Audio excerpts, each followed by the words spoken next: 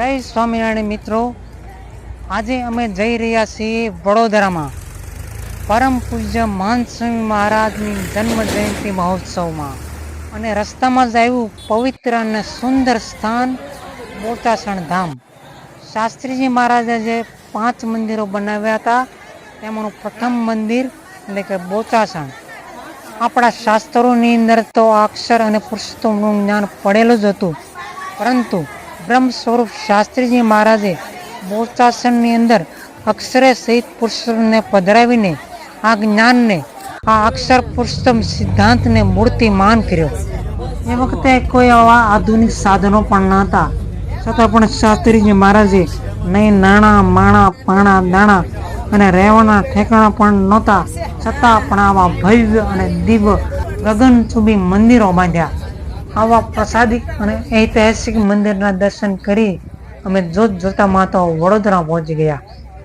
અહીં બસમાં નીચે ઉતરીને જોયું તો ચારે તરફ વાહનોની મોટી મોટી લાંબી લાંબી લાઈનો લાગેલી હતી. આ છે અમારું પાર્કિંગ નંબર 5. વાહનોને શોધવામાં સરળતા રહે એટલે આવી રીતે નંબર આપવામાં આવે છે. કેટલા નંબર સુધી છે તે ખ્યાલ નથી, પણ 1 થી 22 નંબર સુધી અમે જોયેલા, તેથી વધુ પણ હોઈ શકે. હવે અમે પ્રસાદ લેવા માટે ઘનશ્યામ ભોજનશાળાની અંદર પ્રવેશ કરી રહ્યા છીએ. બપોરનો સમય થઈ ગયો છે, લગભગ 1 વાગી ગયા છે, એટલે ભોજનશાળાની અંદર પ્રસાદ ગ્રહણ કરીશું અને પછી મહંત સ્વામી મહારાજની જન્મ જયંતિ મહોત્સવની સભામાં પધારશું. અહીં ભોજનશાળાની અંદર ખૂબ જ સારી વ્યવસ્થા કરવામાં આવી છે અને સ્વયંસેવકોને તો જેટલા ધન્યવાદ આપવા ઘટે તેટલા ઓછા છે, કારણ કે ખડે પગે પોતાની સેવા ખૂબ સારી રીતે બજાવી રહ્યા છે. અહીં મહંત સ્વામીની રુચિ પ્રમાણેનું ભોજન પીરસાઈ રહ્યું છે અને હરિભક્તો બેસીને પ્રસાદ લઈ રહ્યા છે. અહીં પ્રસાદની અંદર મઠ્ઠો, મોહનથાળ, રોટલી, 2 ભાતના શાક, ફૂલવડી, સ્પ્રિંગ રોલ, પાપડ, ટમેટાનો સોસ, દાળ, ભાત, છાશ વગેરે ઘણું બધું પીરસવામાં આવ્યું હતું. ખાસ કરીને મહંત સ્વામીએ ખૂબ રસ દાખવીને આ ભોજનનું મેનુ તૈયાર કરાવ્યું હતું. અમે પણ વહેલી સવારથી નીકળ્યા હતા એટલે થોડી ભૂખ લાગેલી, પણ ભોજન પ્રસાદ લઈને તૃપ્ત થયા. હવે અમે જન્મ જયંતિ મહોત્સવની સભા તરફ પ્રયાણ કરીશું અને થોડી જ વારમાં અમે જન્મ જયંતિ મહોત્સવની સભા સ્થળ પર આવી ગયા.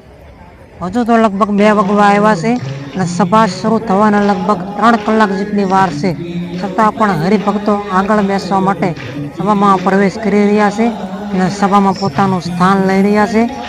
ગરમીની શરૂઆત થઈ ગઈ છે, તડકો છે, પરંતુ હરિભક્તોને મહંત સ્વામી મહારાજને વધાવવાનો ઉત્સાહ છે એટલે માથે રૂમાલ બાંધીને પણ બેસી ગયા છે.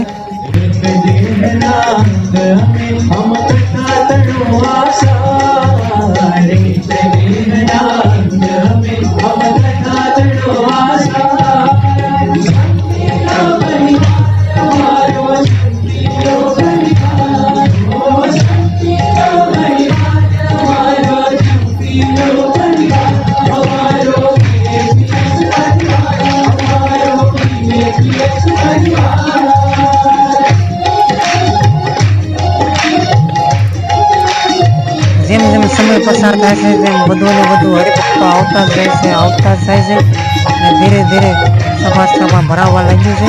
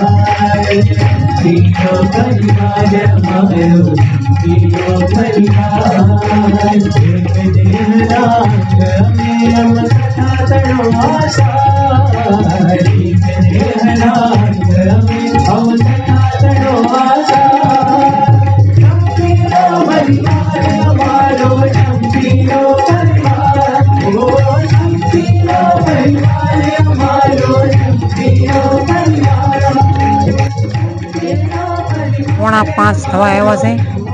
ટૂંક જ સમયમાં માનસ્વામી મહારાજની જન્મ જયંતિ મહોત્સવની સભાનો પ્રારંભ થશે. गगन भेदी बुलंद जयनादों से करें तो हम सब साथ में मिलकर श्री जी महाराज एवं गुणातीत गुरु परंपरा का जयनाद करेंगे. श्री स्वामीनारायण भगवान की, अक्षर पुरुषोत्तम महाराज की, गुणातीतानंद स्वामी महाराज की, भगत जी महाराज की, शास्त्री जी महाराज की, योगी जी महाराज की, प्रमुख स्वामी महाराज की, महंत स्वामी महाराज की, सूरत अक्षरधाम महोत्सव की, महंत स्वामी महाराज जन्म जयंती महोत्सव की. स्वामी नारायण नारायण नारायण स्वामी नारायण नारायण नारायण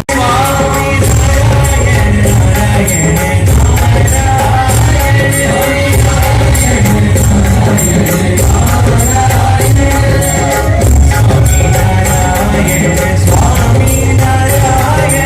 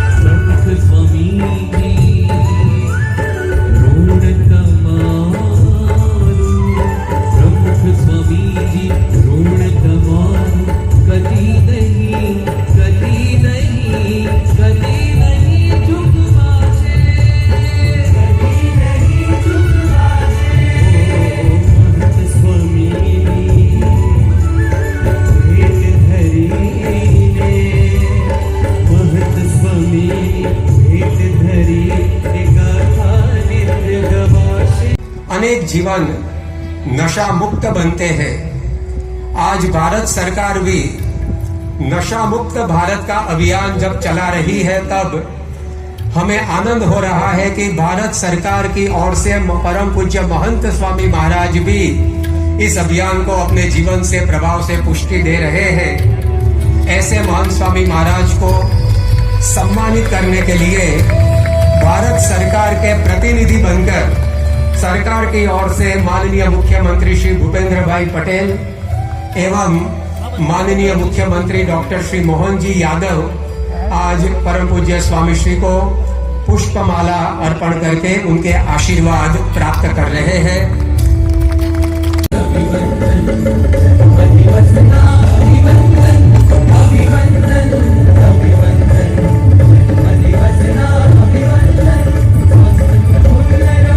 जैसे सूर्य शक्ति का स्रोत है, उसी प्रकार मंच की पार्श्वभूमि दिनकर की तरह जगमगाते गुणातीतानंद स्वामी के शब्दों का दैवत भी कुछ खास था। जो भी गुणातीतानंद स्वामी की वाणी को सुनते थे, उनका जीवन पूरा सा पूरा पलट जाता था, क्योंकि गुणातीतानंद स्वामी के विचार आचरण से परिप्लावित रहते थे।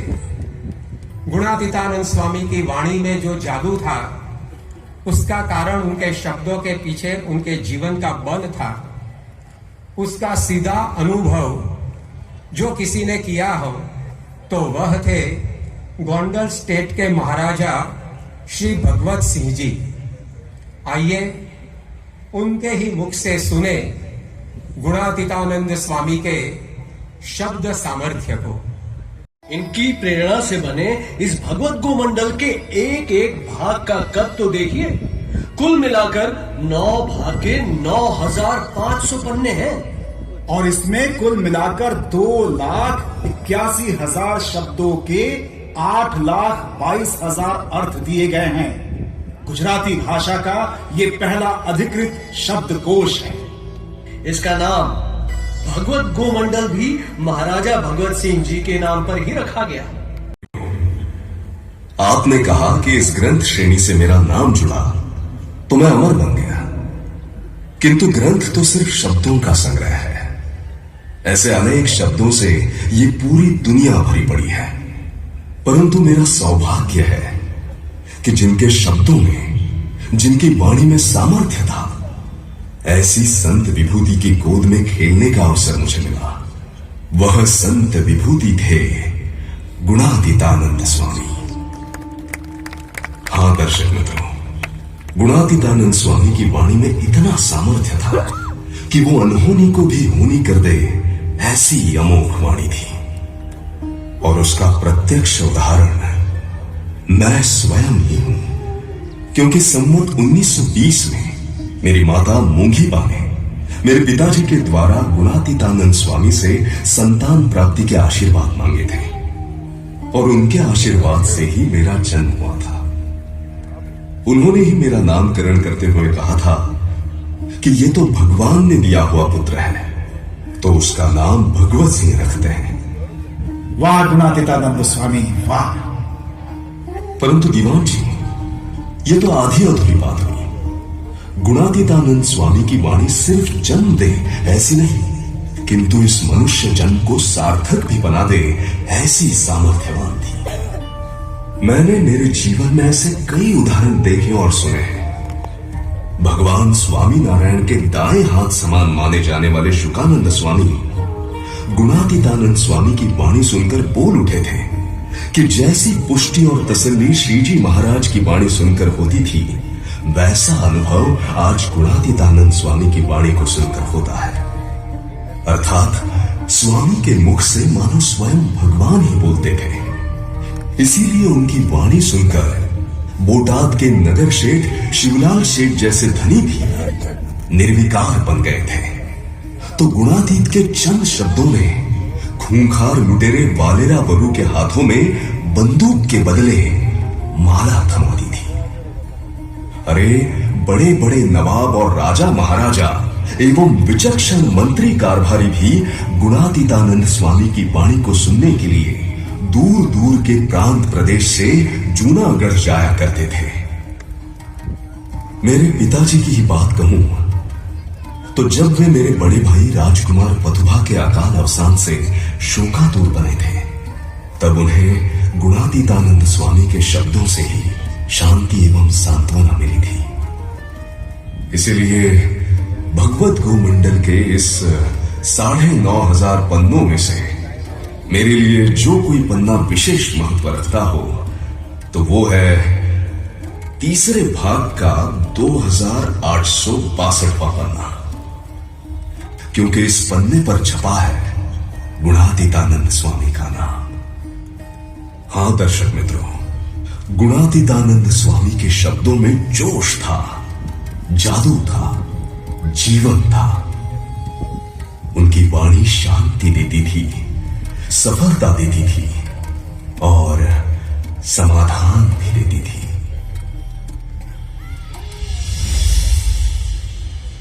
इस समस्या से त्रस्त थे। उन्होंने महान स्वामी महाराज का संपर्क किया। तब स्वामी जी ने कहा कि आप तुरंत भारत। उसकी मुलाकात हुई। स्वामी जी ने उसकी बिना सुनी। उसके बाद सारी घटना को जानकर महान स्वामी महाराज ने सिर्फ इतना ही कहा, सब कुछ अच्छा हो जाएगा, जो पहले था उससे भी अच्छा हो जाएगा और तुम्हारी हिम्मत वापस लौट आएगी। स्वामी जी के शब्दों का जादुई असर हुआ। पहले भी बहुत सारे लोगों ने उसको समझाया था, परंतु स्वामी जी के शब्दों से उसके हृदय का भार हल्का हो गया, उसे शांति हो गई। 3 महीने के बाद पहली बार उसके चेहरे पर मुस्कुराहट आई। उसने कहा, स्वामी जी को जब मुझ में विश्वास है कि मैं कुछ कर पाऊंगा तो मैं अवश्य कुछ कर पाऊंगा। इस घटना को आज 3 वर्ष बीत गए हैं। तब उस युवक के पिता मयूर भाई दलाल अपना अनुभव बताते हुए जो कहते हैं वह उन्हीं के शब्दों में हम सुने। To bring him out. If it was not Papa, he wouldn't be here today. महाराज के प्रति आभार व्यक्त करते हैं कि आपके वचनों से हमारे दोनों परिवार फिर से जुड़ गए।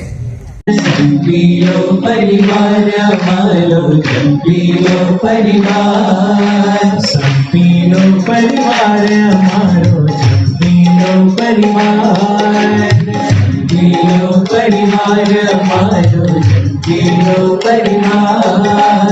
एक दिन नांग हम का तनु आशा, एक दिन नांग हम का तनु आशा।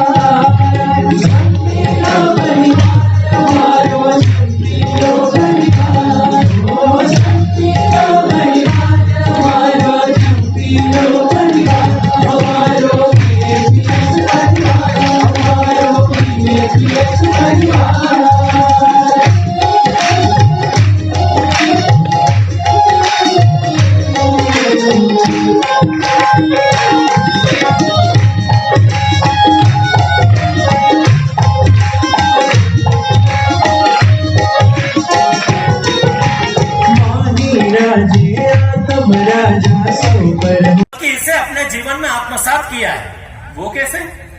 हमारे मुंबई के हरि भक्त हैं मुकेश भाई मोदी, उनके बेटे मनन की बात मैं आपको बताता हूँ। मनन ने भी ये 315 श्लोक का मुखपाठ किया हुआ है। तो मनन जहाँ रहता है उसके पड़ोस के आंगन में एक मीठे नीम का पेड़ है। तो मनन की मम्मी जब भी खाना बनाती, नमस्कारं तत्पादेषु निवेदयेत्, स्वशुरपितृवत्सेभ्यो वद्वा स्वशुष्टमातृवत्, सपुत्री वश्रुषापादा स्वश्रामे स्वशुरेण च। सत्संग दीक्षा का मुखपाठ मेरे दोस्तों के साथ मुखपाठ शुरू किया।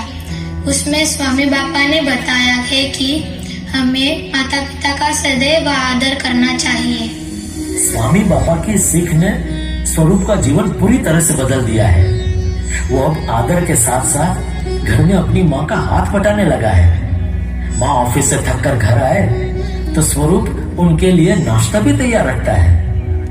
कहते हैं बच्चों को संस्कार देना माता पिता का कर्तव्य है, परंतु मेरे स्वरूप के जीवन में ये कर्तव्य सत्संग दीक्षा ने निभाया है। हम स्वामी नारायण के भक्त तो नहीं है, पर सत्संग दीक्षा हमारे लिए मानो भगवान का आशीर्वाद है। जिस तरह महंत स्वामी महाराज जैसे संत ने मेरे स्वरूप का हाथ थामा है, मैं जीवन भर उनकी ऋणी रहूंगी।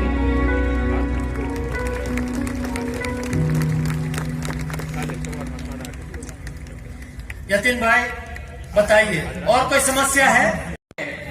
लोगों को दिखती नहीं है, मगर ये इंसान को अंदर से खोखला बनाती है। ऐसी कौन सी समस्या है? व्यसन। रिसर्च कहता है कि आज हर साल में 30 लाख घर ऐसे हैं जो व्यसन के वजह से बर्बाद हो जाते हैं। अब बताइए, इसका कोई समाधान सत्संग दीक्षा में है?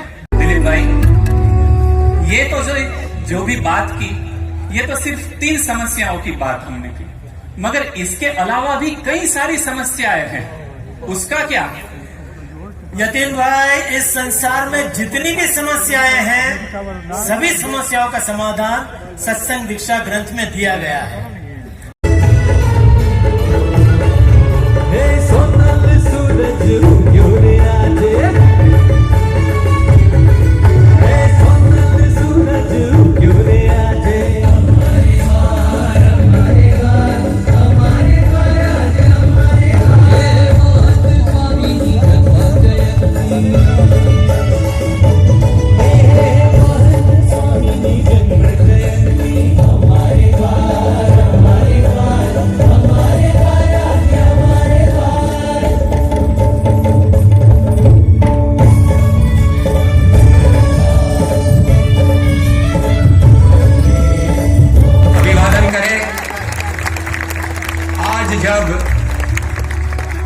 सरकार नशा मुक्त भारत का अभियान चला रही है, तब भारत सरकार के नशा मुक्त भारत के अभियान को महंत स्वामी महाराज ने सत्संग दीक्षा ग्रंथ देकर किस प्रकार से पुष्टि दी है, उसका भी दर्शन हमें आज इस सभा में हो रहा है।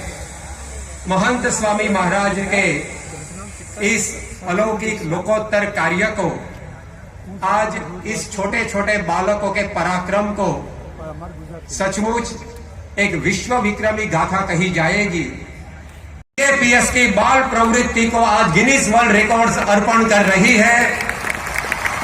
यह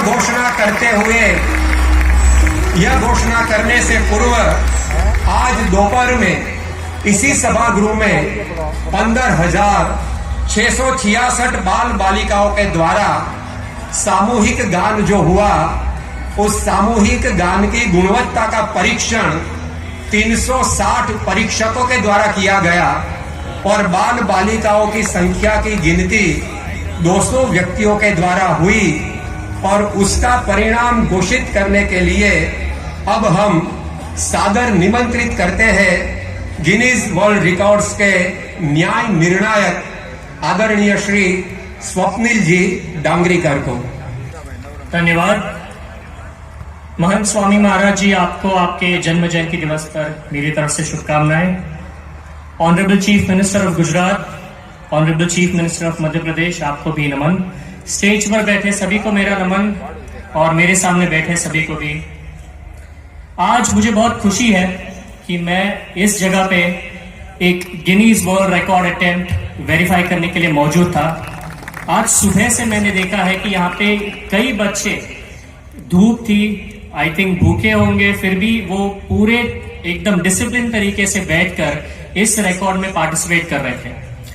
बीएपीएस और गिनीज वर्ल्ड रिकॉर्ड का संबंध काफी सालों से है। बीएपीएस ने कई सारे रिकॉर्ड्स इसके पहले भी बनाए हैं, बट आज ये पहला मौका था जब हमारी तरफ से कोई यहाँ पे प्रेजेंट है और इस रिकॉर्ड को लाइव वेरीफाई कर रहा है। तो ये जो रिकॉर्ड था, ये था largest simultaneous Hindu text recital. इसके पहले ये रिकॉर्ड बना था 3,721 पार्टिसिपेंट से, जो बना था गवर्नमेंट ऑफ मध्य प्रदेश की ओर से 2024 में। तो आज इस रिकॉर्ड को आप सब ब्रेक करना चाहते थे, तो हमने सुबह काउंटिंग लिया था कि कितने लोग प्रेजेंट थे, उसके बाद कितने लोगों ने इसे सक्सेसफुली हमारे सारे रूल्स के हिसाब से परफॉर्म किया, और मैं बहुत खुशी से कहना चाहूंगा that with 12,723 participants you have broken that record and आप सभी एक नया गिनीज वर्ल्ड रिकॉर्ड होल्डर बन चुके हैं।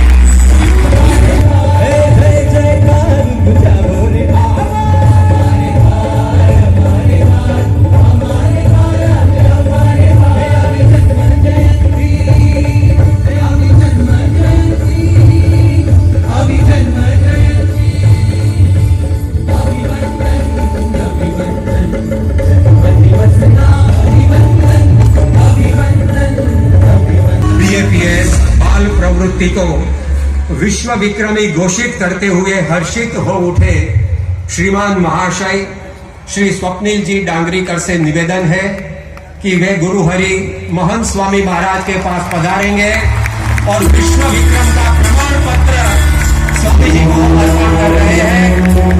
आइए सांस्कृतिक और सांप्रदायिक सीमा चिन्ह रूप इस क्षण का अभिवादन करें ताली नाद एवं जय नाद से।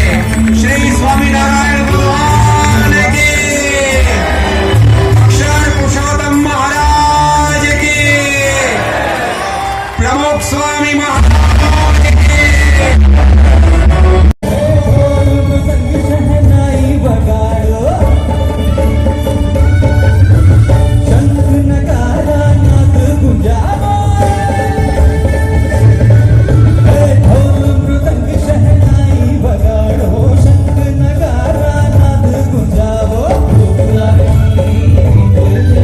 गुजरात के मान्यवर मुख्यमंत्री श्री जी आज परम पूज्य स्वामी श्री को इस विश्व विक्रम को स्थापित करने के लिए हार्दिक बधाई दे रहे हैं।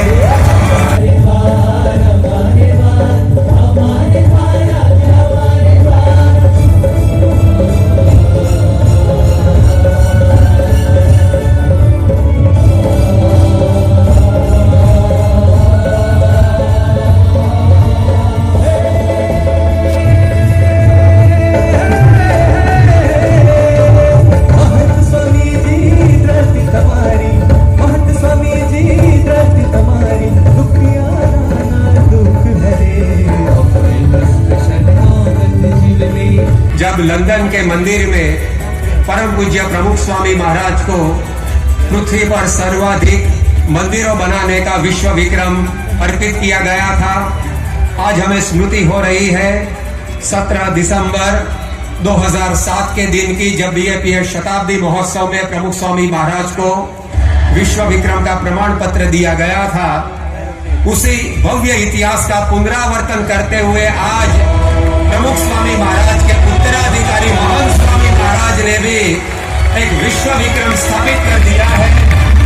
ऐसे विश्व विक्रमी गुरु को हम उनके जन्म जयंती के दिन पर अभिनंदन करते हैं।